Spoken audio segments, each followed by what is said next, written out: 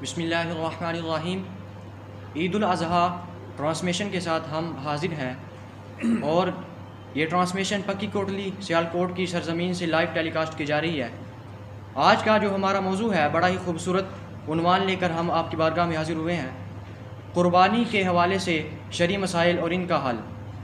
آج کے ہمارے جو اسکالر ہیں، انٹرنیشنل مذہبی اسکالر حضرت علامہ مولانا الفت اللہ بخاری صاحب، انہیں ہم اپنے پروگرام میں خوش آمدید کہتے ہیں۔ جی علامہ صاحب، السلام علیکم ورحمۃ اللہ وبرکاتہ۔ وعلیکم السلام ورحمۃ اللہ وبرکاتہ۔ جی سر، کیسے ہیں آپ؟ الحمدللہ، آپ کیسے ہیں؟ الحمدللہ رب العالمین۔ آج کا جو ہمارا موضوع ہے قربانی کے حوالے سے، تو ذوالحجۃ الحرام کے ایام جاری و ساری ہیں۔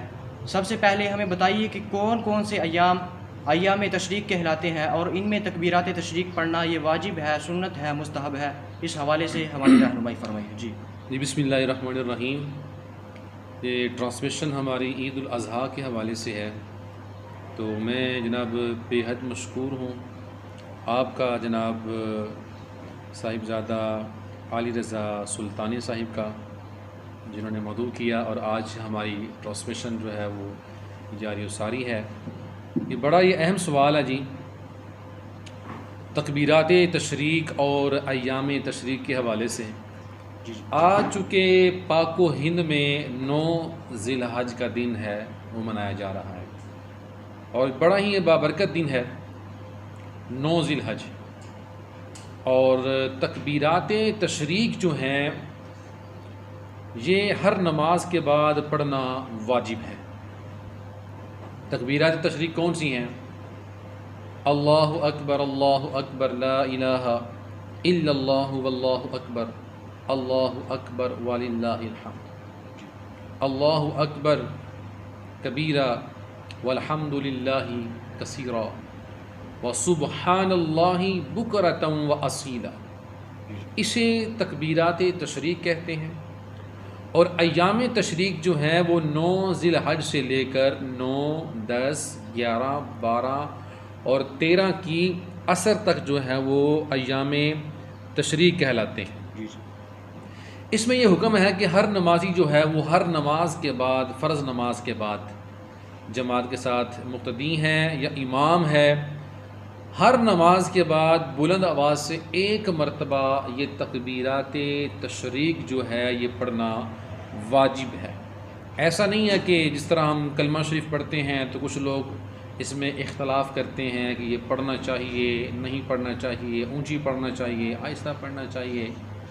تو جو ہی ہم وہ کلمہ شریف پڑھتے ہیں تو کچھ لوگ نہیں پڑھتے، وہ ایسے منہ جو ہے نا وہ بند کر کے بیٹھ جاتے ہیں۔ تو یہ تکبیرات تشریق جو ہیں یہ پڑھنا واجب ہے، واجب چھوڑے گا تو گناہ گار ہو جائے گا۔ تو اس لیے یہ تکبیرات تشریق ہیں اور یہ ایام تشریق ہیں اور یہ پڑھنا واجب ہے۔ اور اس کے علاوہ بھی ان ایام، یعنی 5 ایام جو ایام تشریق ہیں، ان ایام میں چونکہ حجاج کرام بھی یہی الفاظ وہاں پڑھ رہے ہیں، تو ہر مسلمان کے لیے جو سب سے بڑا وظیفہ ہے نمازوں کے بعد، فرائض کے بعد، وہ یہ تکبیرات تشریق جو الفاظ ہیں نا، یہ سب سے افضل ورد ہیں، وظیفہ ہے۔ اس کو چلتے پھرتے اٹھتے بیٹھتے پڑھتے رہنا چاہیے۔ یہ وظیفہ بہت پسند ہے اللہ تعالیٰ کی بارگاہ میں۔ تو یہ ہیں ایام تشریق اور تکبیرات تشریق۔ جی، بہت خوبصورت انداز سے آپ نے ہماری رہنمائی فرمائی۔ ہمارا اگلا جو سوال ہے جی قربانی کے حوالے سے، کہ قربانی واجب ہونے کی کتنی صورتیں ہیں اور کن کن افراد پر قربانی کرنا یہ واجب ہے؟ اس حوالے سے ہماری شرعی رہنمائی فرمائیے۔ جی، جیسے آپ نے سوال کیا سلطانی صاحب، ہم نے سوال کیا قربانی کس پر واجب ہے؟ جی، کیونکہ بعض اوقات کسی بندے پر واجب نہ ہو تو وہ بھی پریشان ہوتا ہے، یار میں قربانی لینی سی تے پیسے میرے کول نہیں ہے۔ جب پیسے پاس نہیں ہوں گے تو قربانی بھیا آپ کے اوپر واجب ہی نہیں ہے۔ اب قربانی واجب کس کے اوپر ہے؟ اس کی جو نا وہ 4 سے 5 فقہا نے، علماء نے اس کی جو ہے نا وہ شرعی رہنمائی ہماری فرمائی ہے کہ پہلے نمبر پر وہ صاحب استطاعت ہو، یعنی جس کے پاس اتنا مال موجود ہے، 52.5 تولہ چاندی کی رقم کے برابر اس کے پاس رقم موجود ہے۔ پہلی تو واجب ہونے کی صورت یہ ہے۔ اور دوسرا بتایا کہ 52.5 تولہ چاندی موجود ہے، جی اس کے اوپر قربانی کرنا واجب ہے۔ اور تیسرے نمبر پر بتایا کہ 7.5 تولہ سونا جس کے پاس موجود ہو۔ جی 3 صورتیں ہوئی چیزیں واجب ہونے کی۔ اور چوتھا جو پوائنٹ ہے، چوتھی جو چیز ہے کہ آپ کے پاس 52.5 تولہ چاندی کی رقم کے برابر آپ کے پاس مال تجارت موجود ہے، جی تو اس پر قربانی کرنا واجب ہوا۔ اور اس کے علاوہ 5ویں صورت جو بتائی گئی ہے کہ آپ نے گھر میں سامان لے کے رکھا ہوا ہے جو گھر کی ضرورت کے علاوہ ایکسٹرا پڑا ہوا ہے، جیسے ایک فریزر کام کر رہا ہے گھر میں، دوسرا اپنے فریج یا فریزر جو ہے وہ ایکسٹرا لے کے رکھا ہوا ہے، ایک LCD گھر میں چل رہی ہے، اس کے علاوہ آپ نے ایک ایکسٹرا LCD لے کر رکھی ہوئی ہے۔ جی تو اسی طرح ایک موٹر سائیکل، موٹر بائک جو ہے وہ آپ یوز کرتے ہیں، استعمال کرتے ہیں روزمرہ زندگی میں، تو آپ نے ایک جو ہے موٹر بائک جو ہے وہ ایک ایکسٹرا لے کر گھر میں رکھی ہوئی ہے، تو ایسے سامان پر بھی جو ہے وہ قربانی لاگو ہوگی اگر ان کی رقم جو ہے وہ 52.5 تولہ چاندی کے برابر بنے گی نا، جی تو اس پر بھی قربانی کرنا واجب ہوگا۔ اگر وہ واجب ادا نہیں کرے گا تو وہ گناہ گار ہوگا۔ دوسرا جو آپ نے سوال پوچھا، جو کہ آپ نے 2 سوال اکٹھے پوچھ دیے کہ قربانی واجب ہونے کی صورتیں کتنی ہیں، جی قربانی کس پر واجب ہے، وہ جواب ہو گیا۔ جی قربانی واجب ہونے کی صورتیں کتنی ہیں، یہ سوال آپ نے دوسرا پوچھا۔ جی تو سلطان صاحب یہ اس کا یوں ہے جو کہ ہمارے فقہاء نے اس کی تشریح کی ہے۔ نمبر 1 کہ جس کے اوپر قربانی واجب ہے، جیسے میں نے پہلے 4-5 صورتیں بتائی ہیں، صاحب استطاعت، سب سے پہلے قربانی واجب ہونے کی صورتوں میں پہلی صورت یہ ہے کہ استطاعت رکھتا ہے، وہ مال و دولت، سونا چاندی، مال تجارت، اس کے پاس 52.5 تولہ چاندی کے برابر ہے، سارا کچھ ملا کر، تو پہلی صورت قربانی واجب ہونے کی یہ ہوئی۔ جی دوسری قربانی واجب ہونے کی صورت یہ ہے کہ کسی نے منت مان لی۔ اب منت کیا اس نے مانی؟ منت اس نے یہ مانی کہ میرے پاس اولاد نہیں ہے، یا اللہ اگر تو مجھے اولاد دینا تو میں تیری راہ میں ایک جانور قربان کروں گا۔ جی تو ایسے اگر کوئی نیت کرتا ہے، یا وہ نیت کر لیتا ہے کہ یا اللہ میں بڑا بیمار ہوں، اگر تو مجھے تندرستگی دے، بیماری سے میری جان چھوٹ جائے تو میں تیری راہ میں جانور جو ہے وہ قربان کروں گا۔ جی اگر وہ ایک اس طرح کی اور نیت کر لیتا ہے، یا اللہ میرے پاس کاروبار نہیں ہے، تو مجھے کاروبار دے، میں تیری راہ میں جانور قربان کروں گا، جی یا اس طرح کی کوئی اور نیت کرتا ہے اس جیسی، جی تو ایسا جو نیت کرتا ہے یا منت مانتا ہے نا، اس کی منت اللہ تعالیٰ نے پوری کر دی، اسے کاروبار دے دیا، یا اسے اولاد دے دی، اسے صحت دے دی، یا اور اس نے اس طرح کی کوئی نیت کر لی یا منت مان لی، تو اب اس کی منت ہوئی پوری، جی اب اس پر قربانی کرنا واجب ہو گیا۔ جی اب تیسری صورت یہ ہے کہ جو بندہ صاحب استطاعت نہیں ہے، جی اس نے منت نہیں مانی، تیسرے نمبر پر اس نے کیا کیا کہ وہ شرعی فقیر تھا۔ شریعت جو ہے، شریعت مصطفیٰ اسے کہتی ہے شرعی فقیر۔ کسے کہتی ہے؟ جس کے اوپر قربانی کرنا واجب نہیں تھا، وہ غریب ہے، بھائی بڑا مسکین ہے، وہ بڑا، اس کے پاس اتنا کم پیسہ ہے، یا بڑا مشکل سے گزارا اس کا چل رہا ہے زندگی کا، تو اب وہ قربانی اس پر واجب نہیں ہے، مگر گھر والوں کے کہنے پر، بیوی بچوں کے کہنے پر، یا اپنے شوق میں ہی اس کی نیت بن جاتی ہے میں بھی قربانی کروں گا، میرے پاس چند ہزار روپے ہیں، اور چند ہزار وہ ادھار اٹھا کر تو قربانی کا لیے جانور لے آتا ہے۔ جی اب کسی عالم دین کے پاس سے گزرا، یا ملاقات ہوئی، یا فون پر رابطہ ہوا، کسی علم والے نے کہا یار تیرے اوپر تو قربانی کرنا واجب نہیں تھا، جی آپ نے کیوں جانور خرید لیا؟ وہ بھی اپنے ادھار لے کے خرید لیا۔ تو اب اس کے لیے کیا حکم ہے کہ اس نے، شرعی فقیر نے قربانی کا جانور خرید لیا، اس پر واجب ہی نہیں تھی، مگر اس نے خرید لیا۔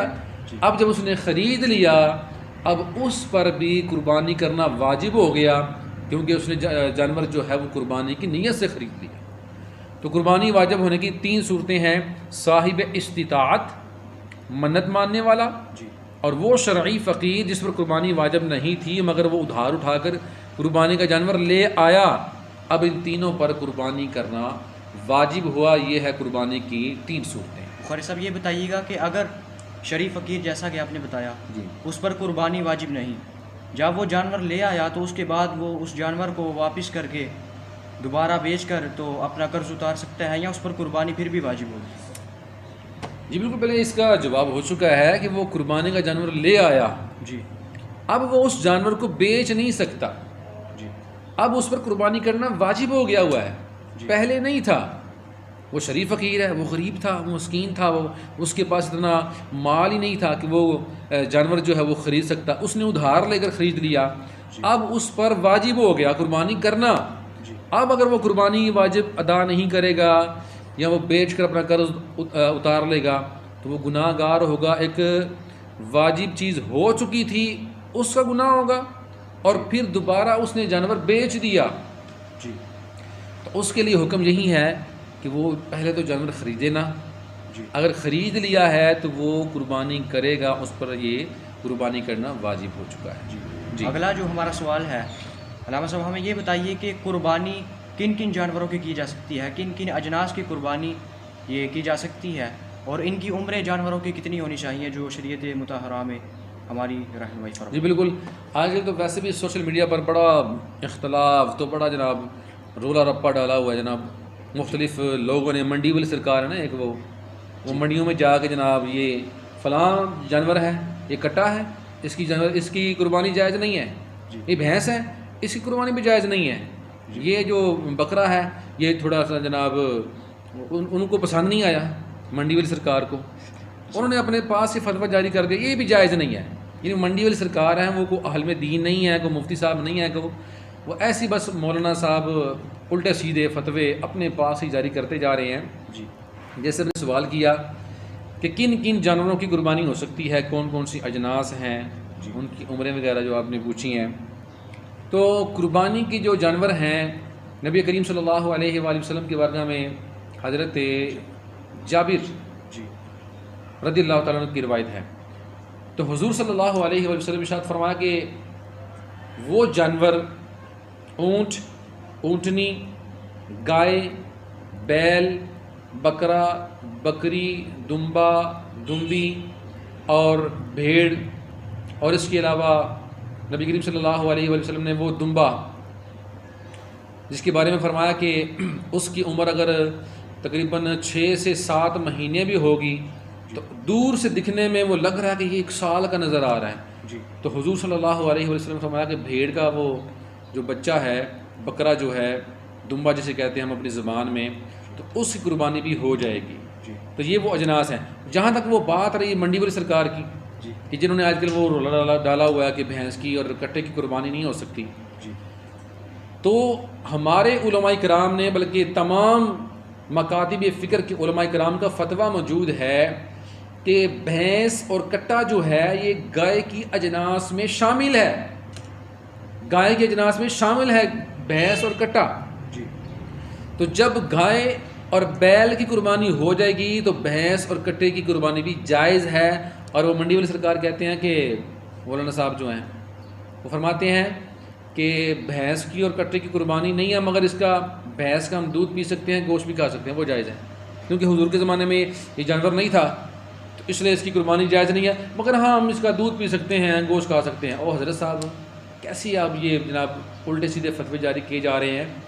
جب حضور کے زمانے میں بھینس نہیں تھی، کٹا نہیں تھا تو وہ جائز نہیں، تو پھر وہ حضور کے زمانے میں نہیں تھا تو ان کا دودھ پینا، بھینس کا، کٹے کا گوشت کھانا جائز کیسے ہو گیا؟ یہ یہاں پر تضاد ہے ان کی اس فتوے میں، جو الٹا سیدھا فتویٰ دے رہے ہیں. وہ منڈی میں بیٹھ کے مطالعہ تو کرتے نہیں وہ، تو منڈی میں بیٹھ کے الٹے سیدھے فتوے دے رہے ہیں. یعنی اپنی دلیل پر خود ہی جھوٹ ہے. اپنی دلیل جو انہوں نے دی ہے اسی پر، اپنے موقف پر خود ہی بیڑا غرق کر رہے ہیں اپنے آپ کا. تو گائے بیل کی ہی اجناس ہے، بھینس اور کٹا، ان دونوں کی قربانی ہو سکتی ہے. ان کی عمریں جو ہیں، اونٹ کی اور اونٹنی کی جو عمر ہے وہ تقریباً 5 سال ہونی چاہیے کم از کم، اور گائیں، بھینس، بیل، کٹا ان کی جو عمریں ہیں وہ کم از کم 2 سال ہونی چاہیے. اور بکروں کی جو عمر ہے، بکرا ہو یا بکری ہو، دمبا یا بھیڑ کا جو بکرا ہوتا ہے، تو ان کی جو عمریں ہیں وہ کم از کم 1 سال ہو. یہ دوندا چوگا یہ کوئی نشانی نہیں ہے. حضور نے عمریں بتائی ہیں جی 5 سال 2 سال 1 سال. ہاں بھیڑ کے حوالے سے حضور صلی اللہ علیہ وسلم نے ضرور فرمایا ہے کہ اس کی جو عمر ہے وہ 6 سے 7 مہینے ہے، مگر دور سے دکھنے میں سال کا نظر آ رہا ہے، تو اس کی قربانی بھی اگر کوئی کرے گا تو اس کی قربانی ہو جائے گی. اور آخری جو آپ نے جز بتایا اس سوال کا کہ قربانی کے جانوروں کے گوشت کے حصے کتنے ہوں گے، جی تو حصوں کے حوالے سے اونٹ اور گائیں، بیل، بھینس، بھینسا، کٹا، ان کے جو حصے ہیں وہ 7 ہی ہیں. اور جو بکرا ہے یا دمبا ہے، بکری ہے، بھیڑ ہے، ان کے جو حصے ہیں وہ 1 ہی حصہ کہلائے گا. جی جی اگلا جو ہمارا سوال ہے اسی موضوع پر کہ اکثر جانوروں میں عیب پایا جاتا ہے جی جی کہ ان کے سینگ یا کاٹ دیے جاتے ہیں یا تو جڑ سے اکھیڑ دیے جاتے ہیں، تو اس طرح کے جو جانور ہیں ان کی قربانی کیا ہو سکتی ہے یا نہیں ہو سکتی، اس حوالے سے ہماری رہنمائی فرمائیں. جی بالکل، یہ بڑا اہم سوال ہے جی، کیونکہ اگر عیب دار جانور ہوگا، اس کا سینگ ٹوٹا ہوا ہوگا یا اس کا سینگ جو ہے اکھاڑ دیا گیا یا اکھڑ گیا، جی تو اگر وہ اس جانور میں عیب پیدا کر رہا ہے، جی اگر عیب پیدا ہو رہا ہے، خامی پیدا ہو رہی ہے، دکھنے والے کو برا لگ رہا ہے، اچھا نہیں لگ رہا، اس کی خوبصورتی میں کمیاں آ گئی جانور میں، جی تو ایسا جانور خریدنا بھی نہیں ہے جی اور نہ ہی وہ قربانی کے لائق ہے. اور نبی کریم صلی اللہ علیہ وسلم نے عیب دار جانور جو ہے اس سے منع فرمایا ہے کہ عیب دار جانور اللہ کی راہ میں قربان نہیں کرنا. اور جہاں تک بات رہی، آپ نے فرمایا کہ سلطانی صاحب آپ نے فرمایا کہ سینگ ٹوٹ جائے یا توڑ دیا جائے یا جڑ سے اکھڑ جائے یا اکھیڑ دیا جائے، تو اس کا بڑا آسان سا اس کا سوال کا جواب ہے، حال ہے اس کا کہ اگر تو سینگ آپ نے اکھاڑا یا اکھڑ گیا، جی وہاں پر زخم ہے. اب زخم ہے تو زخم نرم ہے، وہاں پر خون جمع ہوا ہے، مکھیاں بیٹھ رہی ہیں، ریشہ بنا ہوا ہے، پیپ بنی ہوئی ہے، وہ زخم ابھی نرم ہے، تو وہ ہوا اس جانور میں عیب. جی تو عیب والا جانور آپ نے نہ خریدنا ہے نہ قربانی کے لیے لانا ہے، کیونکہ ایسا جانور اللہ تعالیٰ کی بارگاہ میں قبول نہیں ہے. جی ہاں سینگ نکل گیا، اکھڑ گیا یا اکھیڑ دیا، مگر زخم جو ہے وہ بھر گیا، وہاں پر زخم نظر نہیں آ رہا، بالکل ماس گوشت جو ہے وہ ٹھیک ہو چکا ہے، تو اس صورت میں جب عیب ختم ہو گیا تو جانور آپ خرید سکتے ہیں، قربانی کر سکتے ہیں، اس کی قربانی ہو جائے گی. جہاں تک آپ نے کہا کہ سینگ کاٹ دیتے ہیں، جی تو سینگ کاٹ دینا یہ اگر جان بوجھ کے کاٹتے ہیں، اگر تو یہ دیکھیں نا، اگر جانور کی جو چہرہ ہے اس کی خوبصورتی میں وہ سینگ الٹے پلٹے نظر آ رہے ہیں، خوبصورتی میں کمی لا رہے ہیں، جی تو اس کمی کو، خامی کو، عیب کو دور کرنے کے لیے اگر وہ سینگوں کو کاٹ کر تراشتے ہیں، خوبصورت کر لیتے ہیں، تو اس میں کوئی حرج نہیں ہے. جانور ایسا ہو جو دکھنے میں خوبصورت نظر آئے، بالکل تندرست نظر آئے، بالکل اس میں کوئی عیب نہ ہو، تو ایسا جانور جب ہوگا تو اس کی قربانی ہو جائے گی جب اس میں عیب نہیں پایا جا رہا. جی جی بخاری صاحب بہت خوبصورت انداز سے آپ نے ہماری رہنمائی فرمائی. اب ہمیں یہ بتائیے کہ بندہ قربانی کرتا ہے، حضرت ابراہیم علیہ السلام کی سنت کو ادا کرتا ہے، بے شک اللہ تعالیٰ کے حکم کی تعمیل کرتا ہے، بے شک. اپنا مال بھی خرچ کرتا ہے، تو اسے اجر کیا ملتا ہے؟ اللہ تعالیٰ کی بارگاہ سے کیا اس بندے کو ثواب ملتا ہے؟ جی بہت اس کے فضائل ہیں، کتابیں بھری پڑی ہیں، بے شمار فضائل و برکات ہیں قربانی کے. نبی کریم صلی اللہ علیہ وسلم نے ارشاد فرمایا نا کہ اے عائشہ، قربانی کے جانور کے پاس رہا کرو، جی کیونکہ قربانی کے جانور کا خون کا قطرہ زمین پر گرنے سے پہلے اللہ تعالیٰ قربانی کرنے والے کی مغفرت فرما دیتا ہے. اللہ اس قدر فضائل ہیں قربانی کرنے کی.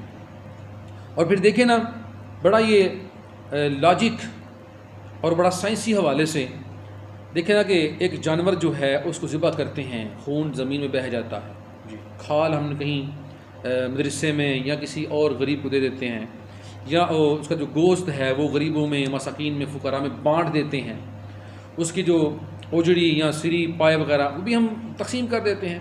جی تو اللہ تعالیٰ کی راہ میں قربان کیا تھا، مگر اللہ تعالیٰ کی بارگاہ میں تو کچھ بھی نہیں پہنچا، سارا کچھ تو ہم خود استعمال کر گئے ہیں. جی لیکن دیکھیں کہ اللہ تعالیٰ پھر بھی اس بندے پر کتنا کرم کر رہا ہے، کتنی فضل کر رہا ہے، کتنا رحمتیں اس پر برسا رہا ہے. کہ وہیں جانور کا خون، گوشت، کھال، اس کے کھر، اس کے پاؤں، اس کی سری، اس کی اوجڑی، وہ پورے کو پورا جانور جو ہے اس کے لیے مغفرت کا سبب بن جائے گا۔ حضور صلی اللہ علیہ وآلہ وسلم نے ارشاد فرمایا کہ جانور، قربانی کا جو جانور ہے نا، اس کے بال، ہر بال کے بدلے میں اللہ تعالیٰ قربانی کرنے والے کو نیکیاں عطا فرما دے گا، اس قدر ثواب ہے۔ اور پھر حضور صلی اللہ علیہ وسلم کی حدیث پاک ہے، دوسری حدیث پاک میں آپ سے عرض کر رہا ہوں، ناظرین کو سنا رہا ہوں۔ حضور نے فرمایا کہ ایسے جہنم اور قربانی کرنے والا ایسے کھڑے ہوں گے، ان دونوں کے درمیان وہ جانور آئے گا جو اللہ کی راہ میں قربانی پر عید الاضحیٰ کے موقع پر قربان کیا تھا نا، سبحان اللہ، وہ دونوں کے درمیان آ کر ڈھال بن جائے گا اور جہنم کی تپش سے، جہنم کی گرمی سے اس بندے کو بچا لے گا، قربانی کرنے والے کو، اور پھر وہی جانور جو ہے اس کو، قربانی کرنے والے کو، اس مالک کو اپنے ساتھ جنت میں لے جائے گا۔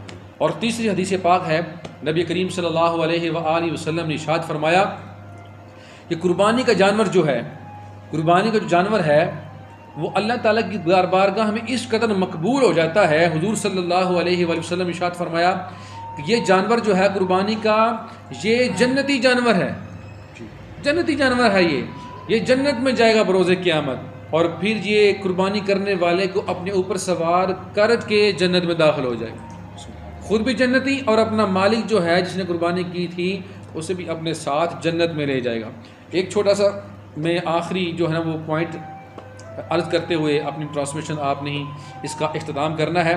عیب دار، ایسا عیب جو جانور میں پایا جائے، جیسے کہ جانور جو ہے اس کی ٹانگ ٹیڑھی ہے، اس کا پاؤں ٹیڑھا ہے، اس کے ناخن ٹیڑھے ہیں، اس کا ناخن ٹوٹا ہوا ہے، یا خدا نخواستہ اس کی آنکھ خراب ہے، یا آنکھوں سے اندھا ہے، کان اس کے کاٹے ہوئے ہیں، یا دکھنے میں بدصورت لگ رہا ہے، یا ٹیڑھا رہا ہے، اس کا پیٹ ٹیڑھا ہے، اس کی گردن ٹیڑھی ہے، تو ایسا کوئی عیب جانور میں پایا جائے جو ظاہری طور پر صحیح نظر آ رہا ہو، تو ایسا جانور عیب دار ہے، آپ نے ایسا جانور خریدنا بھی نہیں ہے، اور نہ ہی ایسا جانور آپ نے قربانی کے لیے قربان کرنا ہے۔